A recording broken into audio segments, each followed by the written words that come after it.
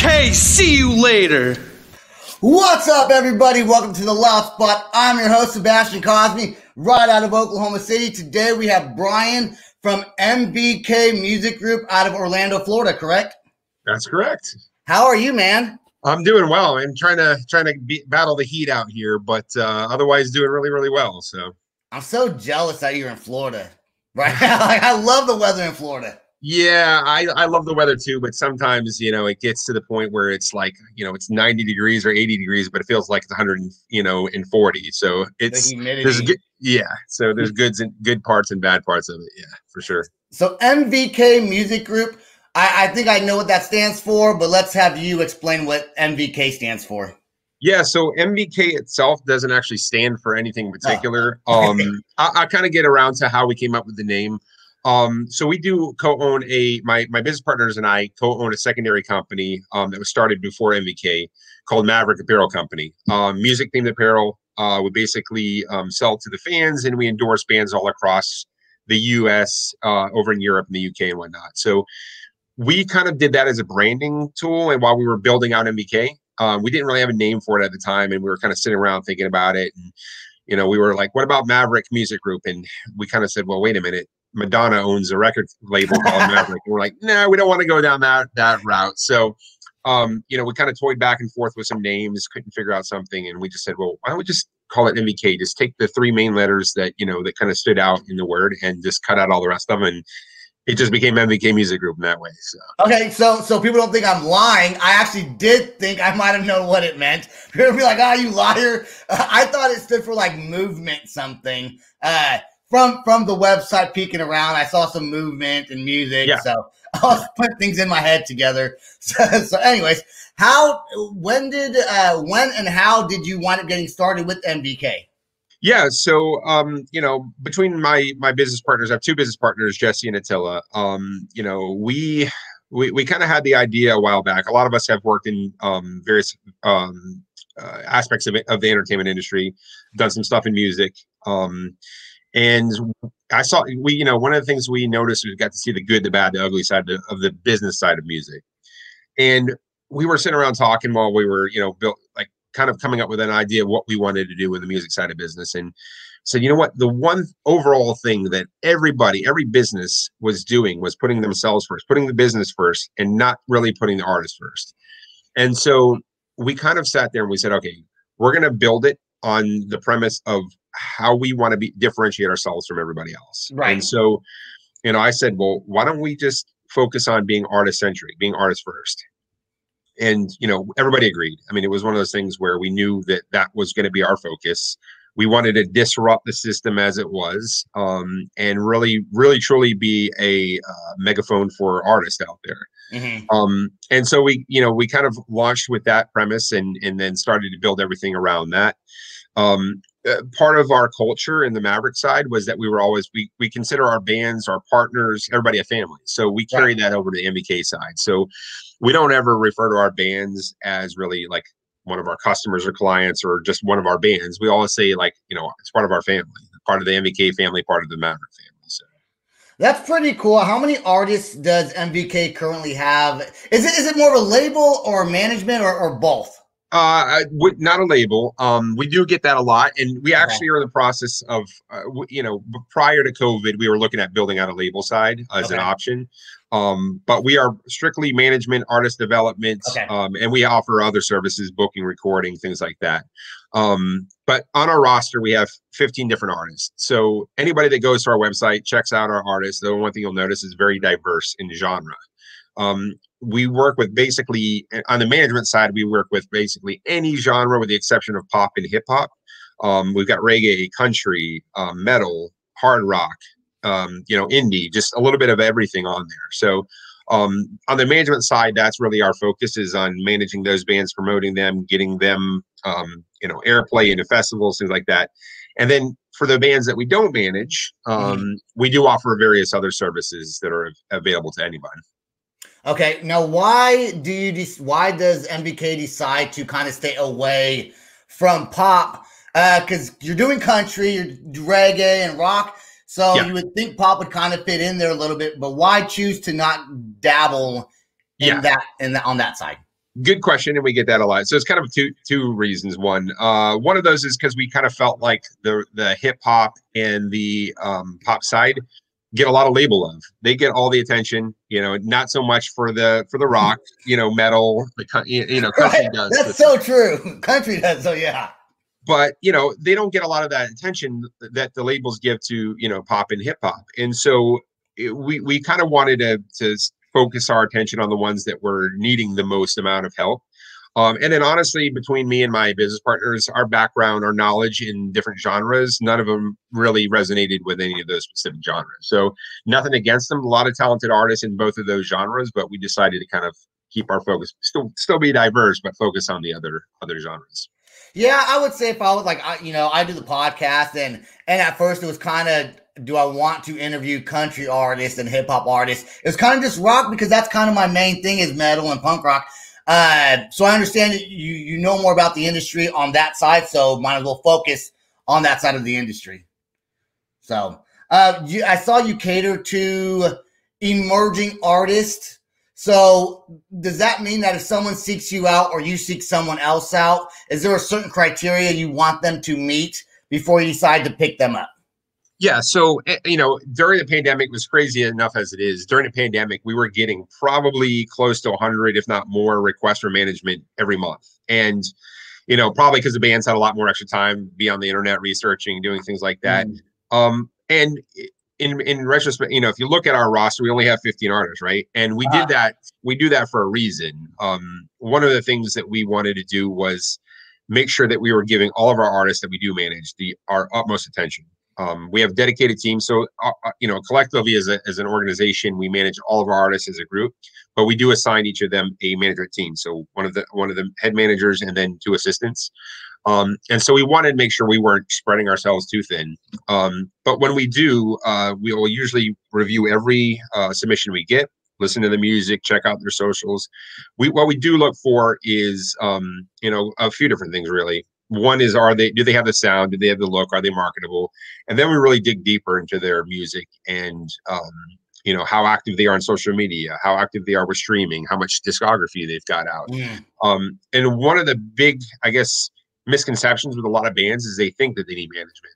And, we tell them, like, don't take offense to this, but you may not be ready for management. And we'll give you feedback and we'll tell you that. But there gets to be to a point where bands do require management, and we kind of educate them on kind of the steps and what we feel a band is at the point. They've had experience touring. They're used to playing larger crowds, things like that, and those are the ones that we typically look for.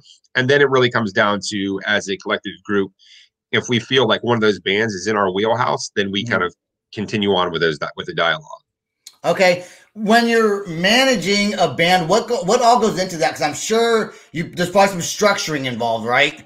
Yeah. And I would say that a lot of bands probably don't know how to structure. Like me, as a podcaster, I wasn't very structured until Sam kind of came involved. And do you find that structure with bands is one of the main things that you have to focus on, especially if they're younger? Yeah. Oh, yeah, for sure. Because you get bands that are all over the place. Like, they know they want to do this, they know they want to do that, but they don't know how to get there. And so one of the things that we're big on is communication, right? Going back to the MVK concept, and one of the things that we noticed was, whether it was labels or management companies that were working with artists, they weren't communicating with them. So artists, we were getting feedback that I don't get, I don't hear from anybody, don't hear from my manager. And so we communicate them on a regular basis. We have weekly or bi-weekly calls. We communicate with them. We do check-ins. But we also, our job is to mentor them through the process. So even the most seasoned touring artists, there's things that they will come to us and say, hey, I need your input. I need your advice on this.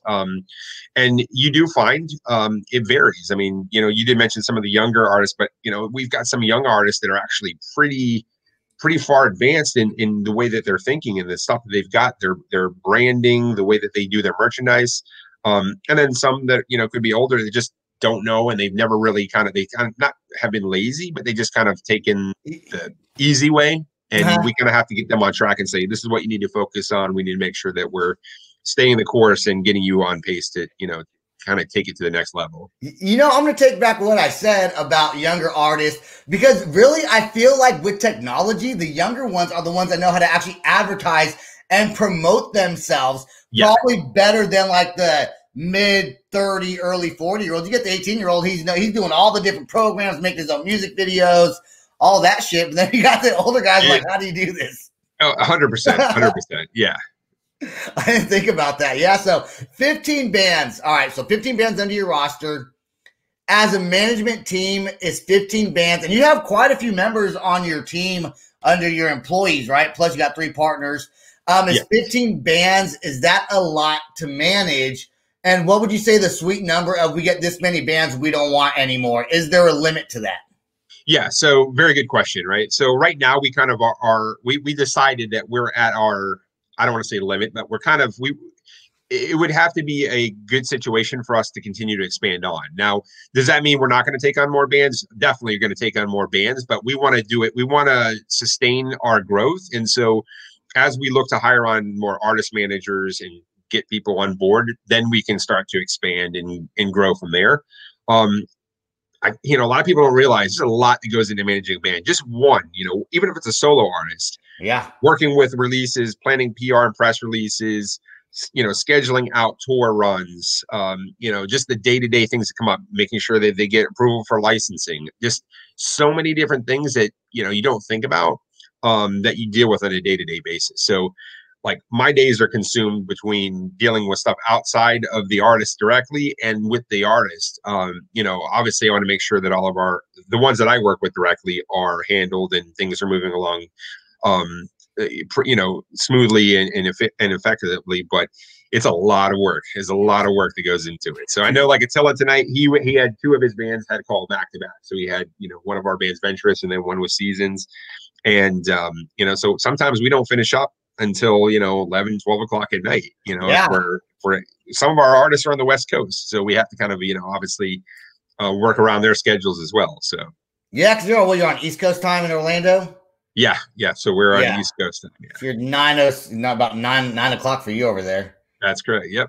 So, and I got a question, man. So, I just kind of think of things when I ask them, do you have to put out a lot of fires when you're doing, like, do bands call you, like, arguing like you're their dad? Like, he doesn't want to do this. Does that happen a lot? Yeah. Actually, it does. I mean, I will say our bands are they're pretty civil and they get along really well. They're mature, professional. But, you do get situations where you have to kind of, jump in and handle a disagreement or, there were bands we worked with in the past that are no longer in a roster that we basically had to play the parent and be like, you're not going to do this, sit in timeout, basically, here's how things are going to work. But, like I said, I think we've gotten better as a company of realizing the types of bands, who they are before we start to take them on and seeing how far along they are, what their thought processes are, where the chemistry is between the artists themselves, the band members. So that's really helped us because we didn't want to make it a point of really being thorough with our selections so that we kind of scale that down. And, there's always going to be times when you have to put out a fire. Sure. That's to some point inevitable. But I think if you can do your pre-work and make sure that you know who you're going to be dealing with ahead of time and their dynamic, you save yourself a lot of headache. Yeah. And I think a lot of people that want to get into management really don't understand, like you have to put yourself out there as a manager. You can't just be like, I'm going to help book your shows. So my next question is, let's say you have a band you've been working with for quite a few years. Let's say the band, they want to kick someone out of the band. For some reason, it's not working out with this particular member and they need a new bass player or new guitarist or whoever. And they come to you. Is it your job or their job, or do you help out to find that replacement that would fit their group, especially maybe just on touring? Yeah, we've had that situation occur with a few of our bands. And, we as a company, we don't say, hey, we are responsible for finding the replacement. We will help if they need to. A lot of times what will happen is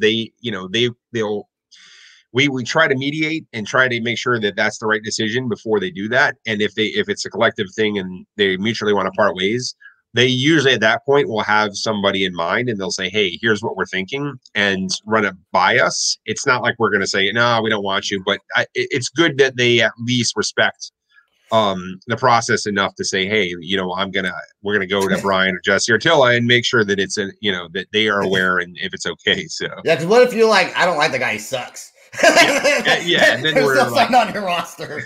right.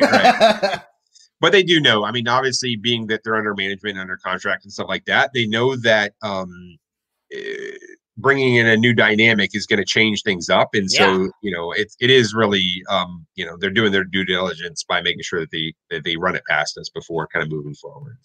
I saw that MVK does a whole lot of different things that you help out with bands, and recordings was one of them. So, and now you're not a label, you're a management team, and you also put MPK, was it MPKs? Is that what they're called? EPKs, yeah. EPKs, thank you. I got MVK. So EPKs. But when it comes to recording, not being a label, how do you help the bands with the recording process? Yeah, so we actually have 4 in-house producers. I say that they're 4 the best, probably world-class producers on our team. So in-house with our artists, they can work with them. They can choose to work with them. We don't force them to work with them. They can work with any producer they want. And then anybody that comes to us and says, hey, I need to have a single, an EP, or an album produced, they can come to us and we can do a consultation and set them up. But, just to kind of shed some light on our producers, I mean, we have Toby Wright. Toby Wright produced pretty much all the early Alice in Chains, Metallica, Korn, Ozzy, Kiss, Slayer. So he's got a lot under his belt. David Dominguez, also out in LA. He's done Stain, Weezer, Guns N' Roses, Papa Roach, Stabbing Westward. We got Dave Hillis, who's done Afghan Wigs, Pearl Jam, Temple of the Dog. He's done some of the Alice in Chains stuff as well. And then we got Peter Klett, who's here in Florida, and he did some of the Candlebox. He's also the founding guitarist of Candlebox himself. Okay. So, and that, as far as that goes, if somebody came to us and said, hey, I need to have, we want to produce an album, we want to do this, we want to work with them, we will make sure that we kind of match them with the producer that will probably best fit their criteria. Right. Start a consultation and get that going and get them into the studio. Or, during the pandemic, we were able to do things virtually as well. So. Yeah, so during the pandemic, how did MVK Music Group, and were you guys able to sustain an income and a workflow with bands? Because I would assume, as managers, do you help with the booking as well, like concerts and things like that? Yeah, so we do to a certain degree. We always tell we'll tell artists we're not a booking agency. Okay. If you have a booking manager, then they should be communicating with us. If we want you to work with a booking agency, booking manager, we have started the process of actually kind of building out in-house booking to a certain degree. But our booking assistants really are there to work with our booking partners that we work with on the outside. But we can help with that. We actually do event production. So we're actually, now that live shows are back here in Florida, we're back to putting on live events. We're now back to revisiting the multi-day festival we were going to put on. So, we can have our artists perform at those. And if there's, let's say around the Florida area, Southeast, we can build out tour runs and do things like that. But large scale, we try to partner with outside.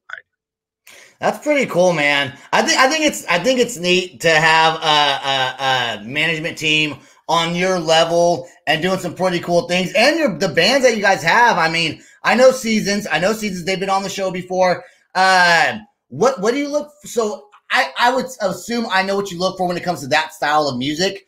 But what kind of country would you say best fits? Let's say there's a country artist out there that's looking to get picked up by a management team, and they're just not really finding, like, what suits your country style of music? Yeah, so I'll take for instance our one country artist, Cody Weaver, right? The guy's phenomenal. So he can command a crowd. Great. I mean, such a talented voice. But the one thing about Cody, and what I really respect about him, is he doesn't want to fall into that, I'm going to do what typical labels look for, is that what we call bro country or bubblegum country, right? Uh-huh. He brings in a lot of different influences. So, and a lot of times when you say, if you're interviewing him, he won't just say country. He'll say country rock, or he has a lot of influences of country. As a matter of fact, a lot of members of his band came from metal. So some of their music, you can hear heavier riffs and things like that in there. But, with Cody, it was a combination of a lot of different things, right? Just his sound. He's never satisfied with, the music that he puts out, as far as that being the best. He's always like, I can do better. And his next album, he puts that, he tries to outdo the last one. So it kind of comes to a combination of the look, the sound, and really just the work ethic, which, I Yeah. think all of our artists just have such an outstanding work ethic. But yeah, the country side, I mean, you get these country artists that try to be, try to get up to the next level. And then you've got guys that are like, diamonds in the rough, like Cody, that are such talented guys. And it's just a matter of kind of getting more exposure for them. And I want to thank you for correcting me on EPK and not just, that's what it is. Some people don't even correct me. They just go on with it. I was watching it later. I'm like, God, I'm an idiot. I do like the EVK though, because that can be like almost like our own proprietary EPK. So we see, the MVK EVK. What I write down here? Well, oh yeah. Well, okay, guys, I wrote something down in scratch there. When a band, when a band is looking to get picked up by a management team, do you want them to already have an EPK to send to you? Even though I know you probably helped create them, do you like that as far as it shows their motivation and their seriousness? Yeah, I mean, it's awesome to have that. It does give a little bit of insight, but a lot of times, we've come across bands that don't have EPKs, but they have a lot of other stuff. They have a great website there. We look at merch, like I said. We look at, do they build out a link tree and at least provide access to all of their pages in one area? But yeah, I mean, if you have an EPK, that's all bands should have an EPK. Doesn't matter if you're under management or not. I highly recommend that, because if you are going to get shopped in, whether it's by a label or a management company or anybody booking, having that EPK at hand is like a snapshot. It's basically like a resume for a band to say, hey, here's everything we've done, and here's what we are about. And that's like basically like your business card. So we always tell bands, think of yourself as a business, right? You're a brand yourself well. And for us, seeing bands that have put in forth the effort to create a good website, think about their merch, think about their branding side of things is huge. What would you say your end game is, as far as if an artist comes to you, you're going to build them? Are you going to try to grow them, shop them to like a huge label, or do you want to keep them and you go with them when they get pushed onto maybe a huge, universal record deal or something like that? Yeah. So, the goal is to keep them on with us, right? We want to make sure, even if they're, if they're to the point of being like the next Metallica, then we want to make sure we're continuing to work with them.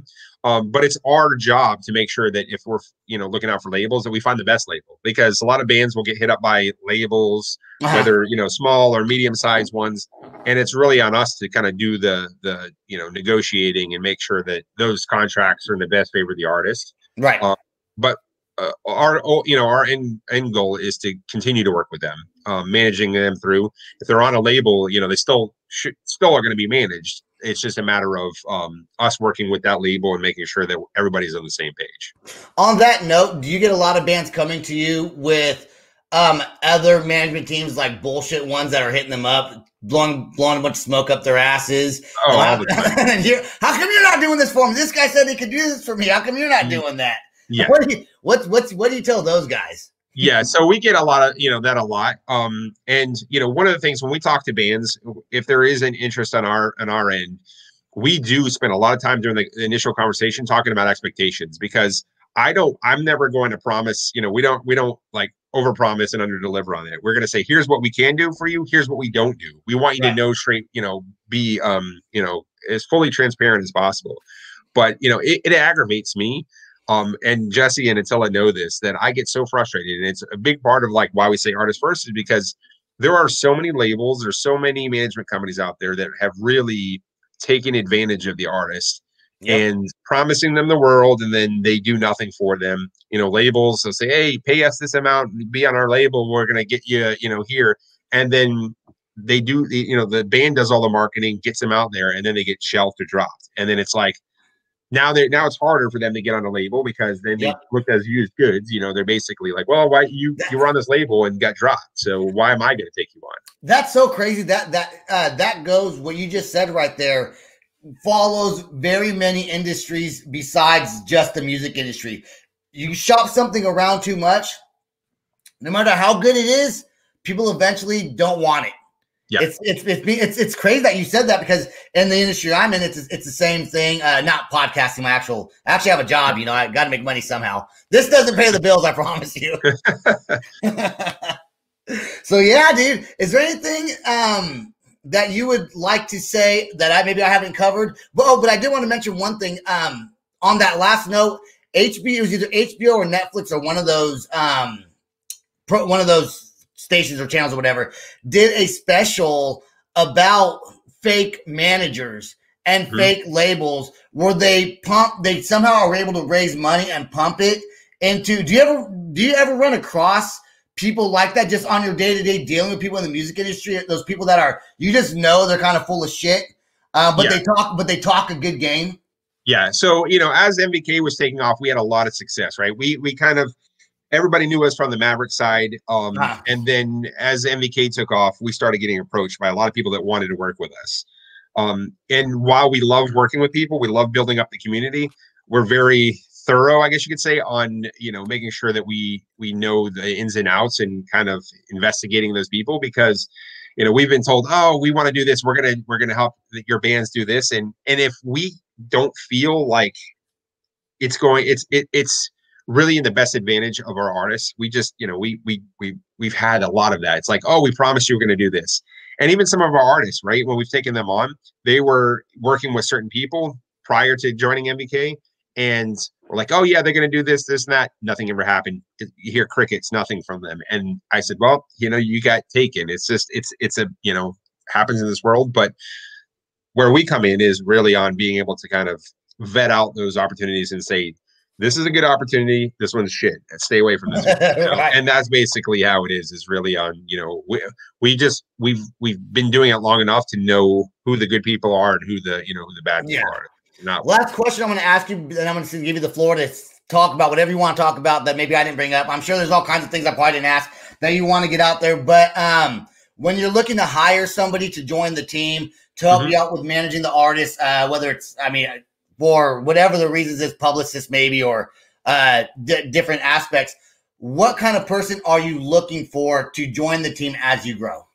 Yeah, so definitely want somebody who's outgoing, right? It's one thing to be introverted and whatnot, and you can kind of work through things. Maybe if you're on a computer all day, that's great. But for us, dealing with artists, dealing with people outside, looking for somebody that is outgoing, passionate about music, right? You have to love what you're doing. And I can say that everybody on our team is passionate about music. They want to work in a field that they feel rewarding, but it's something that's close to their heart.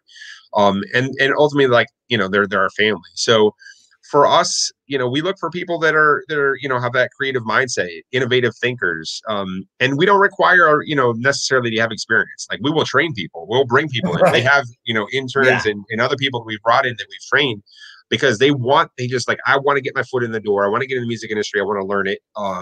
And really, they have the drive and the work ethic, then we can build off of that. And, one of the things that I'm probably most proud about was last year, kind of going back to our conversation earlier, we were all on a roll. We were at NAMM in January. Then we went to Chicago to see one of our bands.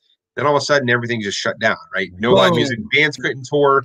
And we were like, what the hell are we going to do now? It's, our bands were freaking out because they're like, we can't tour, we can't play live shows, we don't know how long this is going to go on for. And I told Jesse and Attila, I'm like, here's what we're going to do. We're going to utilize the time that we don't normally have, because we're so busy, to really strategize for MVK and also continue to help our bands, but spending a lot of time building out MVK. And we actually grew our the company, the staff, over the course of the pandemic. Because we actually had the time to do that, and we were, strategizing on growth and where we wanted to head to. We knew that it was going to be an end in sight. It's just, we didn't know how long it was going to be, and so, we amassed a great team. And like I said, they're part of a large family, and having them on there, having them really take the initiative, take the drive to own, be a part owner of MVK, and really, own the culture and work with our bands. I think it's been, phenomenal to see over the course of the year. That's awesome, man. I'm going to go with social media, stalk every single one of your bands and check them out. I will. And anything that I maybe didn't touch base on, anything you want to get out there, maybe to say to people who might be watching the episode? Yeah. So for musicians, do your research. You know, don't think that, like I said, don't think that you necessarily have to have a management or be on a label, because you don't. Or maybe you're not ready at that point. So make sure that they understand, you know, what it takes for, you know, a band to really need management, when they need management, and when you need to be on a label. Because a lot of bands can get by without that. And, you know, I'd rather see a band work their ass off and get further than having them signed to a label that's taking it, drawing them dry, and then basically getting nowhere. So be thorough about it. You know, there's a lot of people in this industry. You know, when you mentioned the word movement, and that's one of our slogans, is the new movement in music management and promotions, is because we wanted to create a different, you know, a revolution or a different momentum from the way that things are being done right now. So be thorough. You know, if you can self-manage yourself until you find the right group or the right person, then do that. But don't be in a rush to get to finding a manager or label, because 9 times out of 10, you don't need it, or you're not at the point where you need it yet. I think that is fantastic advice. I am not in a band or a band that's going anywhere anyways. So, but that is great advice. And people, and I hear that all the time being a podcaster. So I hope everyone that listens, new bands, artists that are coming up and emerging, listen to what he said. You don't need it. But if you do, people like MVK, they're there to help you guys out. Right? Sure. That's for sure. All right, man. Hey, real quick before we let you go, what is your website? And I know you guys got some merch on there, so tell us all about that too. Then we'll peace out. So our MVK website is mvkmusicgroup.com. And apparel side, the Maverick one is Maverick Apparel, CO for short for company.com. So anybody that's watching, if you use the code backstage20, you'll get a discount strictly through here.